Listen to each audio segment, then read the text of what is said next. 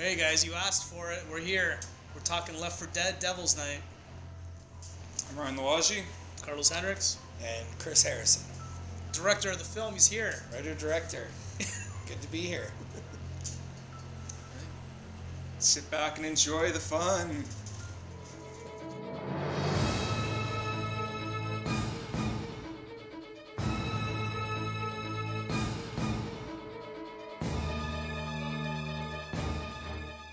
One thing I want to ask you, we don't even know this.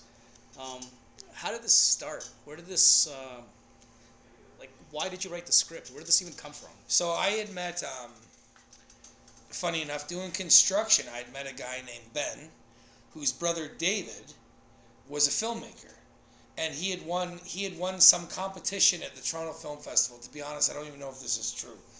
But he had won some competition, and apparently he was going to get money to do a feature film from this film competition. Well, none of that panned out.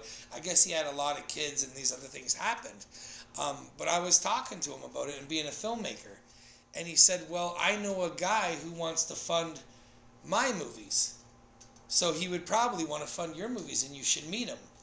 And that's when I was introduced to Adam, our executive producer on the film, Adam Durrani. And so, yeah, I ended up having a meeting with Adam, kind of gave him who I was, what I had done, the music videos, working with Mike Leachin, producing all that, and we had a great discussion. And then he basically asked me, well, how quickly can you get a script done? Being very ambitious, I said, as quick as you like. I didn't mean it for it to be 10 days, but that's what it ended up being, and the rest is history. Yeah, the next day I'd come up with American Nightmare like we discussed. So I told him, yeah, I got this movie about frat boys that, make a mistake and it comes back to haunt them. How quickly did we start shooting? Wow. So, okay. Are we talking weeks? Months. Months. Oh, okay, so it still took a while. Months, yeah. You guys had to do the effects. Yeah. So we needed that time. But I wrote the script in 10 days, gave it to you guys. We got Danielle on board. Okay, so it was right away then. Yeah, it was pretty much right away. Then Danielle's agent and Danielle loved the script. So they came on board, and we knew we had Danielle.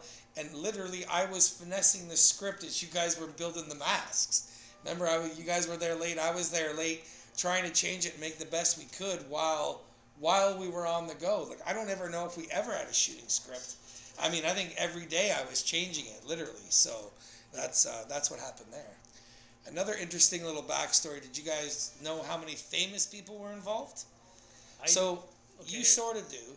So once we started, the ball rolled quickly. I guess they hadn't seen a good horror script in a while. So we had Devon Sawa was supposed to be in it at one point.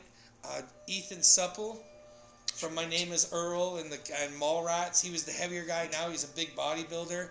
Okay. Yeah. He couldn't see the sailboat in Mallrats. Yeah. He was supposed to be Michael Limburner. Cool. That would have been fun. Yeah, and then John Abrahams from Scary Movie, the funny dude. Okay. From Scary Movie was supposed to be Sean Roberts' character. Wow. Long story short, clearly the budget wasn't there for all of them. No. And one thing led to another, and they all ended up falling off. Bill Moseley. Yeah, I remember Bill. Bill Moseley was so supposed to. Yeah, me too. Yeah. Was supposed to be the detective, and then literally like the day before he was flying down, I found out we didn't have the money for him, and it ended up being a local friend. One night. Edward Furlong? Yeah, Edward Furlong was another one who was on the list. Yeah, that's right. I forgot. Edward Furlong I think he was after Devon, not to be the lead, but I think he was another name we had talked to. So that would have been cool too. I remember Tom Atkins was brought up. Tom Atkins was brought up as the detective, but we couldn't get a hold of him. Remember, we that was when IMDb had just started, right? So it wasn't what it is today, and we had no. I think you and I were discussing whether he was even alive. Do you know what I mean? Like, he's everywhere now, and he's at these conventions, but we're like, maybe he's dead. Because he hadn't done a movie in forever, and there was literally Thank God. Yeah. Thank God you're still here. Yeah. If you're watching this, Tom. Tom Atkins forever, man. Night of the Creeps.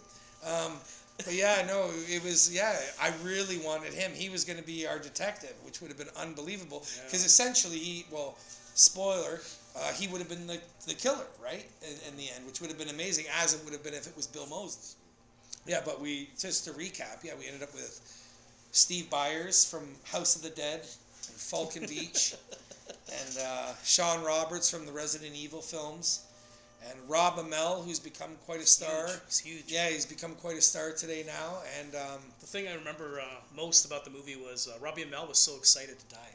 yeah, He would come to us and he would be so happy and thrilled. yeah, It was like, you hear the stories of Friday the 13th where cast members would come up and it'd be like, oh my God, how am I going to die, Tom Savini? Tell me, how am I going to die? And there was like this excitement in the air. Yeah. Robbie was like that in this movie. he was. And probably one of the funniest guys I'd ever met. To this day, the greatest times I had on set was with Rob Amell. He was so funny. I don't know if you guys, I couldn't even control myself. He would make up random lines. Like, I would give him the option. I was like, you know what, whatever, if that bores you, like, make up jokes or whatever. His jokes were so good, I would personally ruin the takes laughing at them. So it was, he was awesome to work with. Really funny. They were all great guys. It was really, really good time. Thank you. Hey, I love you. So how did you get Danielle Harris involved in the film? That was a good one. Well, like I told you, I had always been a huge fan of her since Halloween 4. Like, we're very similar in age. I think we're the same age. Carlos, as you know, from the butcher shop, was a huge fan, and we were just talking about it one night. Like, what about Danielle? And so, funny enough, IMDb had just started at that time. It was not the resource it is today. It was new, like everything else. And we had got IMDb Pro, and we got a hold of Danielle's agent, which was pretty cool. So I was talking to Danielle's agent, and then I had sent them the script. She loved the script. So she loved the script. They got back to us, and we worked out a deal, and it ended up working out for us. So it was great that she was on. It was a huge honor to work with her. Yeah, it was really cool. Still remember that one day we were shooting with Danielle and you called her Jamie. Unbelievable. In fact, I called her Jamie when I first met her too. We were shooting all of the opening of the film, all of the running scenes outside, and she had been picked up from the airport and just came to set. And I'll never forget, I turned around and saw her. I was like, holy shit, Jamie. Danielle. Great to meet you. But it was, because we're all huge Halloween 4 hands. Halloween 4. Halloween 4 is reference to the Family Guy. You know what I mean? It's like, come on. Yeah, George Wilbur. Yeah, that's right. It's unbelievable. It's an incredible movie.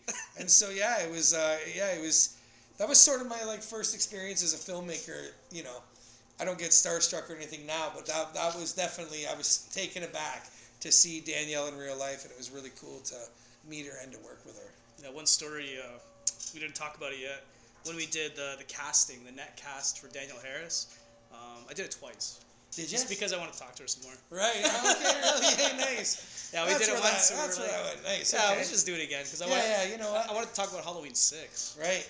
I don't know if you guys are big fanboys and stuff. Like, she's in part 4, part 5, and then part 6 she wasn't cast. That's right. And everybody was so disappointed, if you were a Halloween fan. For sure. But no one really knew why, so I just wanted to talk about that a little bit. Yeah. Did she explain that to you at all? Yeah, it's interesting, eh? Yeah. But I had a just because we're talking about it, and she liked the idea too, is I pitched a Halloween film to her. Because she had that, she was synonymous with her uncle in the film, and I had it that years later, she had come out of a mental institute. And it was going to be the whole high tension thing, where Michael Myers had come back, but it wasn't Michael Myers. It was, I guess, Friday the 13th, part 5 as well. It was actually going to be Danielle. Yeah. But people would think it was Michael Myers, and she loved the idea. I never wrote it. And, it never happened. Yeah, keep in mind, this is before Rob Zombie's Halloween, right? So she wasn't brought back yet. No. So. She actually did his film after ours, so we brought her back in to the horror, she was doing filming, but we brought her back into horror, and that's when Rob got the green light to do Halloween, and then had also cast her, which was great for her. It really helped relaunch her career at the time. Yeah, just Left 4 Dead. It just took so long in coming out, right? Rob beat us. For sure. Yeah, he actually, he did. He did. He made that movie and had it released before we were even finished editing. So, good job, Rob. Hard worker.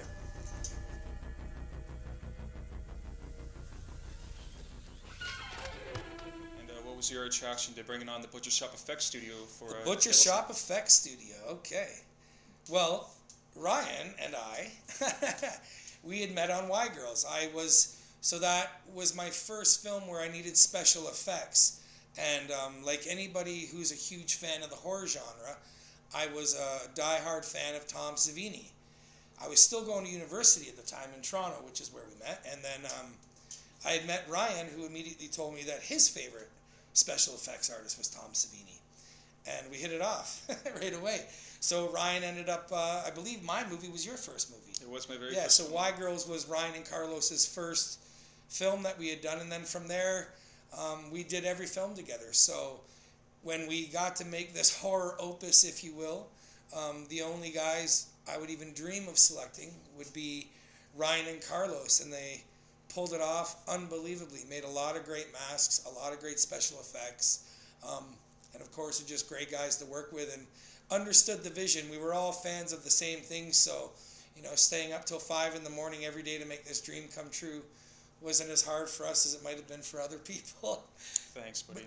But these guys are the best. So, and now you can see over the years they've done very well, and you have, and I've been following their careers, and things are looking up. Love you, Chris. Love Thanks. you too, buddy.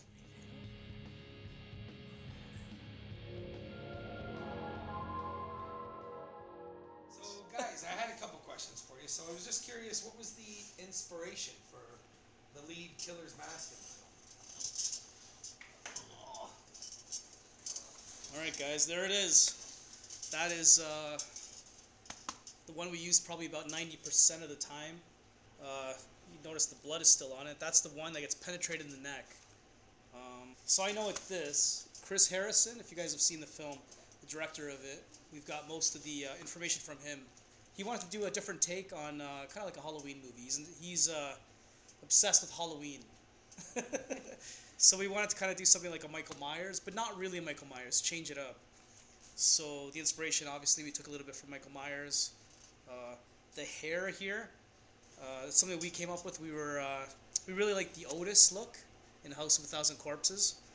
He's got that long black hair, long blonde hair. So that's where we got that. As you can see, this mask, guys, it's about 20 years old now. It's kind of degrading. And I think that's just from the sweat. We proper didn't clean this mask. And it's pretty aged. So guys, when the film started out, Chris Harrison, the director, he didn't really know what he wanted too much. So me and Ryan, we came up with the idea of doing a bunch of different ones and actually dressing up the character and doing, like we didn't even do camera tests. We just had him, who was the one that was wearing the masks? Adam. Was it Adam? Yeah, it was Adam, because he was there at the shop too, yeah. So we actually had Adam dress in the costume, the killer's costume, and put on all the masks. And Chris Harrison there in person actually picked this one here, which took over and won. And this is the one that you see in the film. We did make a bunch though. This one here, I don't know where this came from, but it kind of looks like a wrestling style mask. Yeah, that didn't get the nod. And then we have this one here, which was very zombie inspired. So you see the paint. It's kind of like if you notice the purples, it's very emaciated looking. This was another one. And then we had this green one, which at the time there was a lot of Japanese horror happening, the Ju-on, the Ring series. A lot of the monsters were very, in those Japanese films, very green, very blue.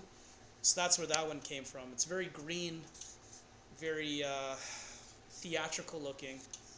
In the end, Chris did pick this one, which was tends to look a little bit like Michael Myers. Very zombie-like, but this is the one that won in the end. Yeah, so the other masks in the movie, guys, they were just supposed to look like, just something generic you'd find at a costume shop or Halloween store. Nothing too crazy. There was 4 of us that worked on the film, making the masks. Myself, Ryan, Steve Dolly, Tara Murphy. And we each just made a mask, pretty much just whatever we wanted to make at the time. Me personally, I'm obsessed with Creepshow, so I wanted to do a Father's Day style mask. Didn't want to completely rip it off for anything, still make it an original creation. And this is the one that Sean Roberts wears in the film. Yeah, and this is the one Robbie Emile wears. I think the inspiration came from an old Halloween mask when I was a child that I really liked and had just some weird cracked up face thing. So I think that's where I drew my inspiration. Then we had another one that Steve Dolly did. It was a zombie. I don't know. It'd be nice if Steve was here to talk about it. Steve, what do you think? No, but yeah. The Scarecrow. Yeah, Tara was a scarecrow-based mask, which was really cool as well. And then the fifth one was the one that Steve Byers wore. Speaking of the effects for the film and the mask, what were your favorite effects gags in the movie that you guys had to pull off? I really liked this one here. This was a head we built. Killer comes in, snaps the neck. So we built a fake head that we could actually twist, and it's all done with the sound effect afterwards. And we actually built a prosthetic that we never ended up using in the movie, where you had a crazy broken neck. Yeah, you can see here too, guys. Like, still has some blood from the film, and it's built with a core, so you can actually physically turn it, and you know, you can do that all day long. Throw a sound effect in there. Right? Yeah, we still have it. It's about 20 years old, so it's actually in pretty good shape still. It's made out of foam latex. We did a really cool one with Danielle. We had to kill Danielle twice, actually, which is really neat. We got to slit her throat. And then there's a really cool one where we actually stabbed a machete through her. And that was done with compositing some visual effects in there as well. Yeah, so we actually built a little stabbing area we could stab. And then Danielle made the motion, and then they composited it over. So you actually see the blade coming out of it. This is the first time that you see her die in the film. She dies twice in the film. And this, we got to cast Danielle. This was sculpted, made the piece. Oh, there's the bladder underneath. Obviously, Danielle's neck is right here. We applied it on the day. It was actually a difficult application because she wasn't her bra, so we had to perfectly seam and blend everything off.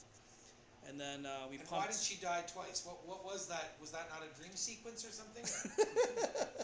That's Chris over there. He's just behind the camera. Hi, Chris.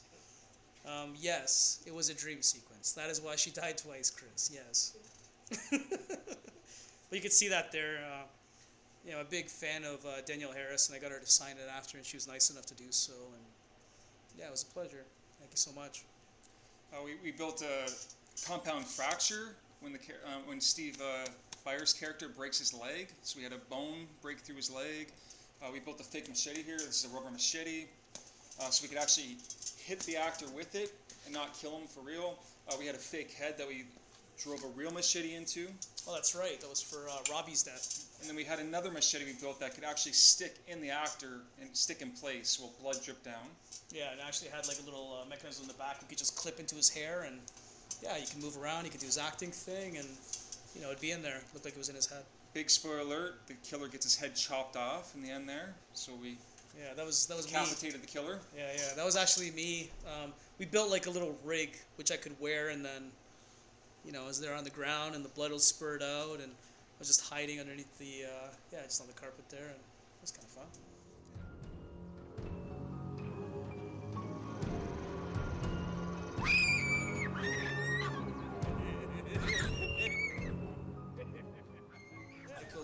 Flashback scenes, which was sort of your guys' day in the sunshine, so to speak. That's right. Why don't you tell us a little bit about what you had to do there with the Michael Limburner scenes on the pig farmer, and go ahead and explain everything right up until the end of that scene. One of the really cool things is Ryan's part in the film. Oh, my big acting debut, yes. Pretty fun, man. I got to just make out with a really, really beautiful actress, and then she asks where the protection is, and I get frustrated and go back to the car to find the protection, and then the pig farmer blows my head off with a shotgun. Yeah, usually when you're an effects guy and the budget's low, they try to throw you in movies, just because by casting Ryan, who wanted to do it because he got to make out with the beautiful girl. It just saves costs on production, right? So, we got Ryan here, who's a pretty good actor here, and so we built a fake generic head of myself, and then we had the pyro guy, Jason Deathridge, was it? Yep. And he rigged it up, and kaboom! Yeah, it's a pretty cool gag, and I got to play a cop in the film too, which is fun. Or actually a paramedic, an inspiration there, homage to Friday the 13th, the end of Friday the 13th, where those first movies you always see a paramedic at the end, kind of ease the tension of the film a little bit. I was one of those guys, and helped ease the pain on Steve Byers there. And back to the butcher scene there, we built a lot of severed body parts, a lot of lot of bloody stuff with that. We had a fake corpse that the pigs actually started eating for real, so we had to kind of get that out of the pit fast. And if you look very closely, there's a hidden severed penis in there for Chris there. That's right. Put a penis in there for him. That's right. I don't know if the director ever knew that. Yeah. But, yeah. Left 4 Dead, Yeah. Devil's Night. What's with the title change? Like, Yeah. I know, just why? Why not just So, Left 4 Dead? so initially, we called it Left 4 Dead because the body was obviously Left 4 Dead. But we had a couple issues. The first issue that we had was there was a super successful video game coming out Oh, that's right. that was named Left 4 Dead, which people, it got so big it was becoming synonymous. So anytime you type in Left 4 Dead, our movie was invisible. Not only that, we had a lot of producers and crew members that thought it sounded too much like a Steven Seagal movie. So it was like Marked for Death, Out for Justice, Above the Law, Left 4 Dead. Yeah. So nobody really liked it. And the fact that it was a horror film to homage the movies of the 80s, my love for Halloween, we thought, well, why not have it take place on Devil's Night? It already did, but we just decided to call it Devil's Night because we were honestly as surprised as the guys who made Halloween that nothing had been called Halloween at the time, which shocked them. And to be honest, I was just as surprised at the time that nothing had been called Devil's Night, which there is stuff called Devil's Night now. Yeah. I don't know how mainstream it is or whatever, but that was the reason for the title change. And we'd also, as you remember, changed the film. So Left 4 Dead was actually a much different movie than Devil's Night. I remember the script. It was called American Nightmare. That's right. Yeah. That's right. So it was American Nightmare. 3 title changes. That's right. So Wow. yeah, it was supposed to be because it was all about the frat guys, and it was that, That's and right. this American Nightmare being the all-American boy having everything go wrong. So Yeah, you had the football scene in the beginning. that's right. That's right. So we had the football scene, which turned into the running, jogging scene, Yeah, and yeah. how they broke the leg. So, crazy. but that was the reason for the title change. Mainly, I mean, we'd all made jokes, but mainly the video game. The video game really made us get off that title because it was invisible around that at the time. Steh schon auf, kleiner Scheiße.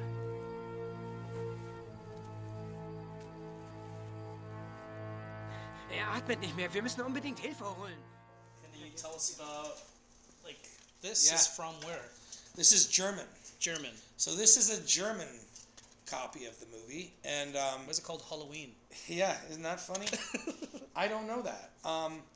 They believe so. What I heard and read was they believed it was so similar to Halloween that they decided to call it, and of course for marketing purposes, to call it Halloween Left 4 Dead. So this, in fact, was the first. This was the first time the film was distributed. So it didn't even get an English distribution. It got German distribution first. And I don't know what they got paid, or like I never made money with it. So however they did it clearly for money. And it was the same thing. This came out in different regions, and it's a much different movie. I've actually watched it in German. It was pretty good. Yeah. This is actually a different cut of the film, right? Entirely, yeah. That's what I was saying. The Left 4 Dead movie is not Devil's Night. It doesn't. It wasn't edited properly. My initial vision was done with myself and another editor, and we basically took what I wanted to make it Devil's Night, and it was because I wasn't in on the editing. So with Left 4 Dead, I was given the done film essentially. What was it? It was a guy named Dan, anyway, it doesn't matter now. I don't think he's an editor, but it was cut with him, and I had no say in it. I was never in an editing room. I only saw the finished cut of my film and had no clue what they were doing. That's crazy. So it was nice when the opportunity came to recut it and make the movie that it was, that I got to make Devil's Night, because this is a much different movie than I planned. Wow, that's crazy. Yeah, wild, eh? It's the movie business for you. And then this. Oh yeah, we got the commentary on there. Yeah, you're on it, right? Yeah. You mean Phil? Yeah, it's gonna be amazing. Yeah. I think I listened to it not too long ago. I don't know. It was really good. But then Black Fawn distributed this for us, which was Devil's Night, which was the movie, the artwork. It was everything we wanted.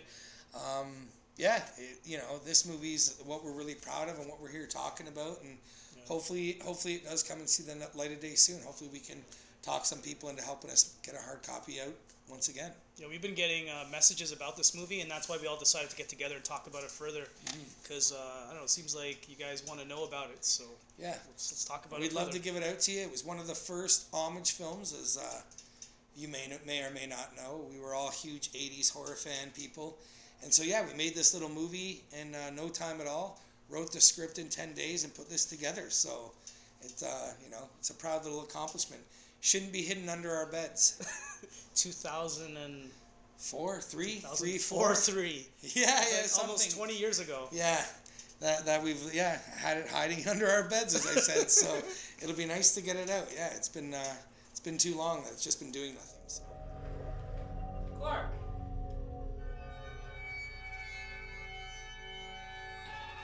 Can I ask you why the film took so long to come out? Even why it hasn't still come out in certain parts of the world? Why? Yeah, it was just, to be honest, I believe there was a few differences there early on.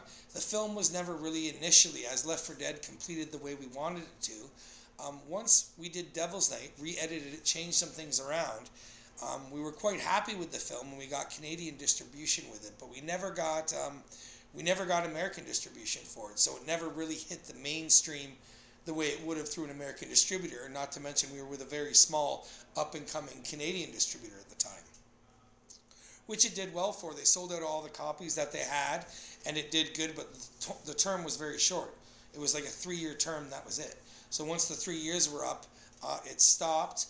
I pursued other dreams and goals and did other things, and so did a couple of the other people, and it just kind of remained, I guess you could say, somewhat in limbo until now, till the idea of us talking about it now and possibly rehashing it out now. We used to do a lot of American shows, like selling masks and props and things, and we would bring boxes of Devil's Night and sell them there as like a long lost movie, and people had no clue what it was. Really? Yeah. Yeah, see, I can see that that's amazing. I was just looking it up recently. Somebody's selling a copy online for $86 right now. And it's sold? I don't know if it's sold. I just saw it. I was like, $86. I have 12 of them. Yeah. But that's good for you. yeah, so it was like, yeah, I really hope something will happen with it again one day. But we'll have to see. It just people have to be in agreement. I don't really know a lot of the backstory of the people who were involved with the funding or what happened with them. So it's hard to say why it took so long. That would be part of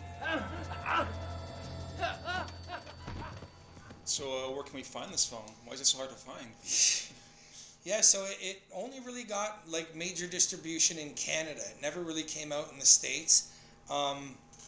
That's why we're here. We're here to breathe new life into the film and get it out to a new audience who can appreciate it, and the people who wanted to see it before. But yeah, we're now looking to talk to people now about it and getting it out there so we can get a hard copy of it out there to people. But basically, it was in the distribution ran out here in Canada, so now it's open to whoever wants to see it, with hopefully lots of new features. If we get something like that going, we're open to talking about anything.